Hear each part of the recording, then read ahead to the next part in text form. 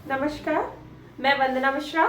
वंदना music classes में आप सभी बच्चों का स्वागत है। बच्चों, हमने लास्ट वीडियो में आपको थाट का टॉपिक कराया था। बच्चों, थाट का टॉपिक जो हमारा अधूरा रह गया था और हमने आपसे बोला था उसका हम पार्ट 2 कराएंगे। आज जो भी हमारा बचा हुआ टॉपिक है, जितना रह गया है, वो हम आज आपको पढ़ाएंगे। अगर आपने हमारा पिछला टॉपिक नहीं देखा है तो पहले बच्चों आप उसको देखिए। जब तक आप उसको नहीं देखेंगे तो आपका जो आधा टॉपिक है वो समझ में नहीं आएगा। ठीक है ना बच्चों? तो चलिए हम अपने टॉपिक पर चलते हैं। बच्चों, ज़्यादा से ज़्यादा आप लोग इसको देखा करिए। जब देखेंगे तभी तो हमें चीज़ समझ में आएगी ना। तो हमने पिछले टॉपिक में हम कुछ आपको शॉर्टली बता रहे हैं जिससे आपको उस चीज़ से आप जुड़े। पहले हमने आपको थाट कराया था बच्चों। थाट कैसे उत्पन्न हुआ था? थाट हमारा सप्तक के 12 स्वरों में से क्रमानुसार उन 7 स्वरों के उस समुदाय से बना था जिसमें राग उत्पन्न करने की क्षमता हो। ठीक है ना बच्चों? थाट का प्राचीन नाम मेल है। थाट के लक्षण, थाट का लक्षण हमने आपको सारे करा दिए हैं बच्चों। थाट संपूर्ण होना चाहिए, क्योंकि संपूर्ण नहीं होगा तो हमारे राग उत्पन्न नहीं होंगे। थाट का संपूर्ण होने के साथ साथ उसमें हमारा क्या होना चाहिए? हमारा क्रमानुसार होना चाहिए। सा के बाद रे के बाद गा, ये सब होना चाहिए। अगला हमारा क्या था? अगला हमारा था आरोह का उसमें होना आवश्यक नहीं है। क्यों नहीं है? क्योंकि थाट हमारा गाया नहीं जाता है। ठीक है ना? जब थाट गाया नहीं जाता तो उसमें वादी संवादी का होना भी आवश्यक नहीं है। ठीक है बच्चों? उसके बाद उसमें रंजकता का होना भी आवश्यक नहीं है। क्यों नहीं है? क्योंकि हमारा थाट गाया नहीं जाता। थाट का काम क्या है? थाट का काम हमारा रागों को बनाना है, रागों को उत्पन्न करना है। ठीक है बच्चों? अब हम आते हैं आज जो हम आपको पढ़ाएंगे। सबसे पहले आपने थाट की उत्पत्ति सीख ली, थाट के लक्षण सीख लिए। अब हमारा बनता है कि थाट कितने हैं। ठीक है ना बच्चों? थाट हमारे 10 है। कितने हैं? 10। ये 10 किसने माने हैं? ये 10 हमारे थाट किसने माने हैं? ये 10 थाट हमारे जो आधुनिक संगीतज्ञों में है पंडित विष्णु नारायण भातखंडे। कौन है? पंडित विष्णु नारायण भातखंडे जी। ये है जो हमारे पंडित विष्णु नारायण भातखंडे जी। इन्होंने उत्तर भारतीय संगीत पद्धति में 10 थाटों का प्रचलन किया। कितने का किया बच्चों? 10 थाटों का प्रचलन किसने किया? पंडित विष्णु नारायण भातखंडे ने। बच्चों, बहुत ज्यादा क्वेश्चन, सबसे पहला क्वेश्चन यही बनता है ज्यादातर बोर्ड में कि विष्णु नारायण पद्धति या उत्तर हिंदुस्तानी संगीत पद्धति में कितने थाट प्रचलित हैं? कितने हैं? 10। ठीक है ना बच्चों? हम कौन सी पद्धति सीख रहे हैं? हम उत्तर हिंदुस्तानी संगीत पद्धति सीख रहे हैं। ठीक है ना? ठीक है ना? सॉरी, ठीक है ना बच्चों? और दूसरा, इस पद्धति को किस नाम से जानते हैं? इस पद्धति को हम भातखंडे पद्धति या विष्णु नारायण भातखंडे पद्धति के नाम से भी जानते हैं। बच्चों, जो संगीत का ये जो लिखित रूप है, ये सब हमारा पंडित विष्णु नारायण दिगंबर की वजह से ही ये देखने को रूप मिला है। इन्होंने ही इस दिशा में अथक प्रयास किए हैं, तब जाकर आज हमें ये संगीत का ये लिखित रूप हमें देखने को मिला है। ठीक है ना बच्चों? अब हम आते हैं 10 थाटों पर। कौन कौन से 10 थाट है जिनसे हमारे राग बने हैं? ठीक है ना बच्चों? कॉपी निकालिए बच्चों, नोट करना शुरू करिए। सबसे पहले हेडिंग डालिए थाटों की संख्या। क्या डालेंगे? थाटों की संख्या। अभी हमने आपको जस्ट बताया है कि हिंदुस्तानी संगीत पद्धति में हिंदुस्तानी कौन सी है? उत्तर हिंदुस्तानी। कौन सी पद्धति है ये? उत्तर हिंदुस्तानी संगीत पद्धति में 10 थाट प्रचलित है। कितने थाट है बच्चों? 10 थाट। ठीक है ना? उत्तर हिंदुस्तानी संगीत पद्धति में 10 थाट प्रचलित है। किसने प्रचलित कराए या किसने इनका प्रचलन किया? पंडित विष्णु नारायण भातखंडे। इनके द्वारा कितने थाट प्रचलित है? इनके द्वारा 10 थाट प्रचलित है। बच्चों, एक टेबल बना लीजिए। एक साइड आप लिख लीजिए थाटों के नाम और एक साइड लिख लीजिए स्वर लगाओ। मतलब उनमें बच्चों किस तरह के स्वर लगेंगे। ठीक है ना बच्चों? एग्जाम्पल के तौर पे हम आपको बता रहे हैं, जैसे राग यमन मान लिया।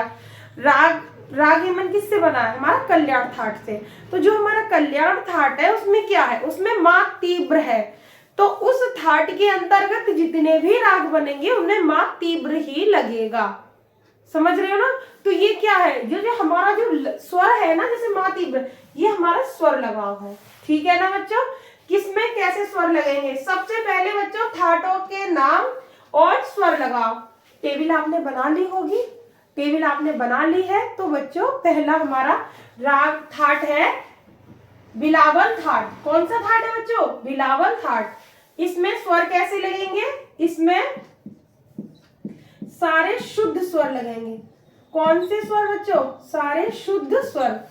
स्वरों की आपको नॉलेज होगी बच्चों। शुद्ध क्या होता है, तीव्र क्या होता है, कोमल क्या होता है, चल अचल क्या होता है, ये सब आपको पता है। यदि नहीं पता है तो बच्चों पहले हमारी पिछली वीडियो को देखिए। आपको मैं बार बार बता रही हूँ बच्चों, थ्योरी अगर आपको अच्छे से कंप्लीट करनी है तो बच्चों आपको रेगुलर आपको वीडियो से ही आपको पता पड़ जाएगा कि हमारा टर्न वाइज टर्न आगे जो चीज मैं बढ़ा रही हूँ, कोशिश कर रही हूँ कि आपको शुरू से लेकर चलो।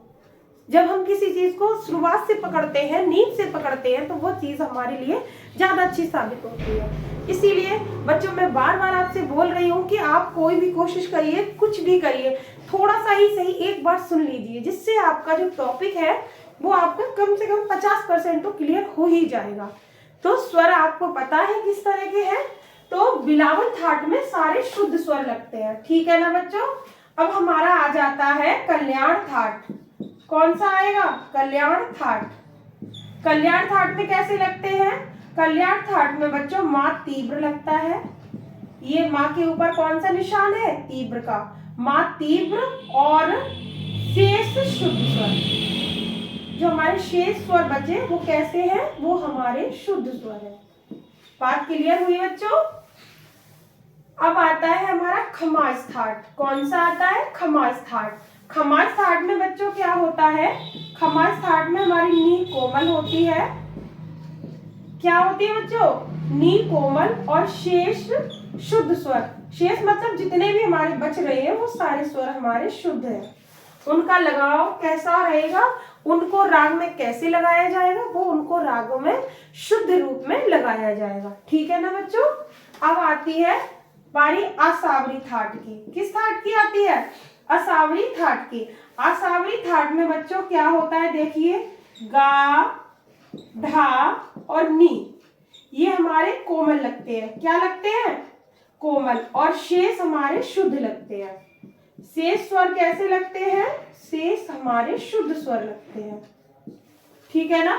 अब बारी आती है हमारी काफी थाट की। किसकी आ रही है? काफी थाट की। काफी थाट में बच्चों गा और नी, ये दो हमारे कोमल लगते हैं। कौन कौन से? असावरी में क्या था? असावरी में हमारा गा धा नी स्वर कोमल लग रहा था और काफी में केवल गा और नी कोमल है। शेष हमारा शुद्ध लगेंगे स्वर। जितने बचे हैं हमारे शेष हमारे शुद्ध स्वर लगेंगे। ठीक है ना बच्चों। अब आती है बारी भैरवी थाट की।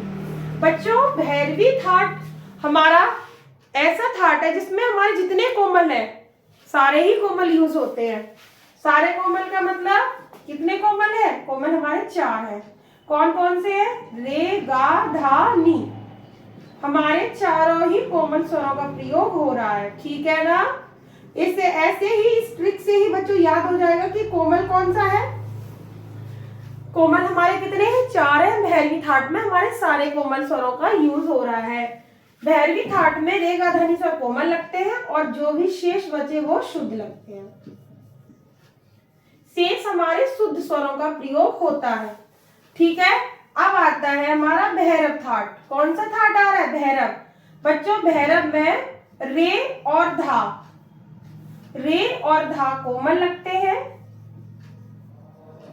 और शेष स्वर हमारे शुद्ध लगते हैं।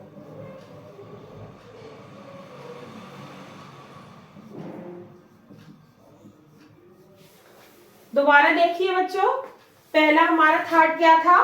पहला हमारा बिलावल थाट था जिसमें हमारे सारे सुर जो भी हमारे सारे स्वर शुद्ध लगेंगे। कैसे लगेंगे? शुद्ध स्वर लगेंगे। ठीक है बच्चों। उसके बाद हमारा दूसरा थाट है कल्याण थाट। दूसरा हमारा कल्याण थाट है जिसमें माँ तीव्र लगेगा और शेष जितने भी बचे स्वर वो हमारे सभी शुद्ध स्वर लगेंगे। तीसरा बच्चों हमारा है खमाज थाट। कौन सा है? खमास थाट। खमास थाट में बच्चों नी कोमल लगेगी और शेष जितने भी बचे स्वर वो हमारे शुद्ध लगेंगे, ठीक है ना। अब आता है हमारा असावरी थाट। असावरी थाट में बच्चों गा धा नी 3 स्वर कोमल लगेंगे और शेष हमारे शुद्ध लगेंगे। पांचवा है हमारा बच्चों काफी थाट। कौन सा है?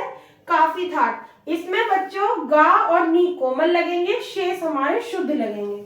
भैरवी थाट बच्चों, भैरवी थाट में रे गा धा नी 4 स्वर हमारे कोमल लगेंगे और शेष हमारे शुद्ध स्वर लगेंगे। सातवां है हमारा बच्चों भैरव थाट। कौन सा है? भैरव। भैरव थाट में बच्चों रे धा कोमल लगेंगे और शेष हमारे शुद्ध स्वर लगेंगे। अब 7 के बाद हमने आपको बताया कितने हैं हमारे थाट? हमारे 10 थाट है। 7 के बाद हमारे कितने बचे? 7 के बाद हमारे 3 बचे, मारवा, पूर्वी और तोड़ी। मारवा थाट, मारवा थाट में बच्चों स्वर लगाव हमने इधर लिख दिया है। स्वर लगान कैसा लगेगा? जो हमारा स्वर लगाव है या मारवा थाट में किस तरह के स्वर लगते हैं? मारवा थाट में बच्चों रे कोमल लगता है, रे हमारा कोमल, मा तीव्र, दोनों चीजें लग रही हैं बच्चों, ध्यान दीजिएगा। इन तीनों थाटों में ध्यान दीजिएगा बच्चों, मारवा, पूर्वी और तोड़ी, ध्यान से इनको ध्यान से समझना है। मैं बार बार, इनमें क्या था बच्चों? इनमें एक टाइप के थे, कोमल थे और शुद्ध थे, तीव्र था, शुद्ध था। लेकिन ये जो 3 है, मारवा, पूर्वी और तोड़ी, ये हमारे वो थाट है जिनमें तीनों तरह के स्वर लग रहे हैं। देखो हमारा कोमल भी लग रहा है, माँ तीव्र भी लग रहा है और बच्चे स्वर हमारे शुद्ध भी लग रहे हैं। समझ रहे हो ना बच्चों? इसमें हमारे तीनों ही तरह के स्वरों का यूज हो रहा है। तो आप ध्यान से इन थाटों के नामों को सुनेंगे और याद करेंगे, ठीक है ना। 8वां हमारा क्या है? 8वां हमारा मारवा थाट है। कौन सा थाट है बच्चों? मारवा। मारवा में हमारे कैसे स्वर लगेंगे? मारवा में हमारे बच्चों रे कोमल लगेगा और माँ हमारा तीव्र लगेगा और बचे हुए स्वर हमारे शुद्ध लगेंगे, ठीक है। मारवा के बाद बारी आती है हमारी पूर्वी थाट की। कौन से थाट की आती है? हमारी पूर्वी थाट की। पूर्वी थाट में क्या होगा बच्चों? पूर्वी थाट में बच्चों रे और धा दोनों ही स्वर कोमल लगेंगे। कौन कौन से लग रहे हैं? रे और धा कोमल और माँ तीव्र लगेगा, माँ तीव्र, रे धा कोमल और शेष हमारे शुद्ध स्वर लगेंगे, ठीक है बच्चों। उसके बाद हमारा लास्ट थाट आता है। ये हमारे थाटों की संख्या का लास्ट है 10वां थाट, जिसका नाम है बच्चों तोड़ी थाट। क्या नाम है? तोड़ी। तोड़ी में स्वर कैसे लगते हैं? तोड़ी में बच्चों रे गा धा तीनों स्वर कोमल लगते हैं, माँ तीव्र लगता है और बचे हुए जो हमारे स्वर हैं वो हमारे शुद्ध लगते हैं, ठीक है बच्चों। इसका हमारा जो तोड़ी थाट है इसका स्वर लगाव है रे गा धा कोमल, माँ तीव्र और शेष हमारे शुद्ध स्वर हैं। बच्चों ये बहुत ही ज्यादा इम्पोर्टेंट आपका चार्ट है, इसको देखिए और समझिए। अगर आपने एक बार इसको समझ लिया तो आप इसको कभी नहीं भूलोगे। फिर सच बता रही हूँ, इस चीज को आप कभी नहीं भूलोगे। लेकिन होगा कब? जब आप लिखने से पहले इसको यहाँ पर सेट करोगे, समझोगे। अगर आपने एक बार इसको माइंड में सेट कर लिया ना तो ये इसको आप कभी नहीं भूलोगे। माइंड में सेट करने का ट्रिक क्या है? पहला, ये बात दिमाग में रखनी है कि 10 थाटों का प्रचलन किसने किया? भातखंडे जी ने, ठीक है। किस पद्धति में? उत्तर हिंदुस्तानी संगीत पद्धति में। कितने किए हैं? 10। बात क्लियर? 10 जब हो गए हैं तो सबसे अच्छा आइडिया बता रही हूँ आपको, इसका चार्ट बनाने का सबसे अच्छा आइडिया है आपका, सीधा काउंटिंग डालिए 1 2 3 4 5 6 7 8 9। ऊपर लिख लीजिए थाटों के नाम और एक साइड लिख लीजिए स्वर लगाओ, ठीक है। आपका चार्ट रेडी है। जिस साइड आपने काउंटिंग डाली है उस साइड आपको याद करने के लिए सबसे पहले बच्चों आपको थाटों के नाम याद करने हैं। स्वर लगाओ बाद में, पहले आपको नाम याद करने हैं। क्या करना है? नेम याद करने हैं। बिलावल, कल्याण, खमाज, असावरी, काफी, भैरव, भैरवी। सबसे अच्छा आइडिया है बिलावल, कल्याण, खमाज, असावरी। बिलावल, कल्याण, खमाज, असावरी। फिर आपका आता है काफी, भैरव, भैरवी, ठीक है। फिर क्या रह गया? फिर मारवा, तोड़ी, पूर्वी। 10 थाट है ना हमारे, 10 थाट हमारे क्लियर है। कैसे हो रहे हैं दोबारा नोट करिए, देखिए बिलावल, कल्याण, खमार, असावरी, काफी, 5 हो गए ना। 5 आगे वाले 5 भैरवी, भैरव, फिर क्या बचा मारवा, तोड़ी और मारवा, पूर्वी और तोड़ी। ये हमारे 10 थाट हैं, ठीक है ना। इन 10 थाटों में स्वर कैसे लग रहे हैं, बिलावल सारे शुद्ध स्वर, कल्याण थाट में क्या है मां तीव्र है, असावरी में क्या है असावरी में गाधानी कोमल है, शेष हमारे शुद्ध है, ठीक है ना। उसके बाद आ जाता है काफी, काफी में गानी कोमल है, शेष शुद्ध है। फिर आता है हमारा भैरवी, भैरवी में रेगा दानी कोमल है, बाकी शेष शुद्ध है, ठीक है। फिर आता है भैरव, भैरव में रेधा कोमल, शेष हमारे शुद्ध है। फिर आता है मारवा, मारवा में क्या होता है मारवा में रे कोमल होता है, मां तीव्र होता है और शेष शुद्ध होते हैं। इस चीज को पहले याद कर लीजिए। 7 के बाद किस 8, 9, 10 ये 3 वो है जिनमें कोमल, तीव्र और शुद्ध तीनों तरह के स्वर लग रहे हैं। 3 में तीनों तरह के स्वर लग रहे हैं, ये ट्रिक याद रखना। 3 में तीनों तरह के स्वर लग रहे हैं, कोमल भी, तीव्र भी और शुद्ध भी। मारवा रे कोमल, मां तीव्र, शेष शुद्ध। पूर्वी रेधा कोमल, मां तीव्र, शेष शुद्ध, ठीक है। और हमारा बचता है तोड़ी, तोड़ी में रे गा धा तीनों कोमल है, मां तीव्र है और शेष हमारे शुद्ध स्वर है। बच्चों ये हमारा बहुत ही इंपॉर्टेंट टॉपिक है जो आज आपका कंप्लीट हुआ है। पिछला और ये दोनों मिलाकर ही आपका टॉपिक कंप्लीट हुआ है। पिछली वीडियो आप देखिए, उसके बाद इसको आप इसमें ऐड करिए, तब ये आपका टॉपिक हमारा पूरा कंप्लीट हुआ है। बच्चों ये बहुत ही इंपॉर्टेंट टॉपिक है। इस चार्ट को आप बार बार पहले देख लीजिए अच्छे से कि आपको चार्ट आपको बनाना कैसे है। चार्ट में बार बार बता रही हूँ, हेडिंग डाल लीजिए बच्चों। एक साइड थाटों के नाम, एक साइड हमारा स्वर लगाओ। ये हम पहले थाटों के नाम याद करेंगे, हम बार बार बोल रहे हैं। थाटों के नाम बच्चों एक ट्रिक में ही याद हो जाएंगे, बिलावल, कल्याण, आसावरी, काफी और खमाज, ये हो गया ना। उसके बाद बचा क्या हमारा, ये वाले लगा दो, हमारा पूरा हो जाएगा। बात समझ रहे हो ना। अगर आपका थोड़ा सा ये सीक्वेंस भी अगर इधर उधर हो रहा है, श्रुति नहीं है ये, श्रुति का सीक्वेंस गड़बड़ होने से पूरा टॉपिक खराब हो जाता है। लेकिन अगर आपके थाट का ऊपर नीचे हो गया तो इसमें इतना ज्यादा दिक्कत वाली बात नहीं, आपको याद होना चाहिए, आपको पता होना चाहिए। बच्चों इसका एक नोट आता है, बहुत ही इंपॉर्टेंट नोट है, जिसको मैं आपको ओरली बता रही हूँ, अभी आपको लिखवा भी दूंगी। ये बहुत जानकारी वाली चीज है, अगर आप पढ़ रहे हो तो आपको एक बात पता होनी चाहिए। ये जो हमारे 10 थाट है, आप जिनका चार्ट आराम से देख लीजिए, मैं आपको ऊपर एक लाइन लिख के बता दे रही हूँ कि मैं आपको क्या समझाना चाह रही हूँ, आप इसको सुन लीजिए। ये आपकी बहुत ही इंपॉर्टेंट चीज है।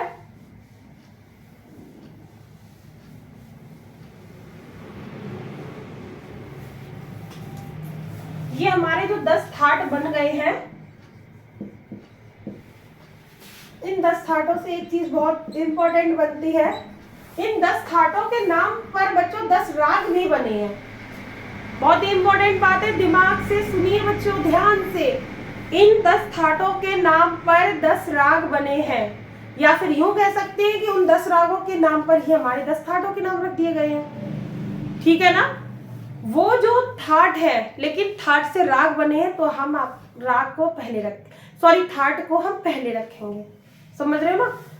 जो चीज जिससे बनती है, मतलब थाट से ही तो राग बन रहे हैं, तो पहले राग थाटों का ही तो नाम क्लियर हुआ होगा, तभी तो रागों का नाम क्लियर हुआ है।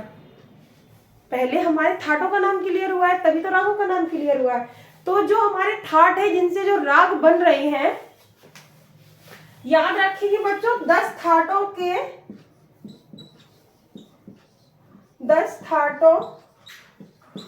के नाम पर बने राग, बच्चों याद रखना, 10 थाटों के नाम पर जो राग बने हैं, जब हमारे 10 थाट है तो 10 राग भी तो बने होंगे। एक थाट से उसी नाम से एक राग बन रहा है, तो 10 थाटों से बने राग को क्या कहते हैं, याद रखना बच्चों, 10 थाटों से बने राग को आश्रय राग कहते हैं। क्या कहते हैं बच्चों,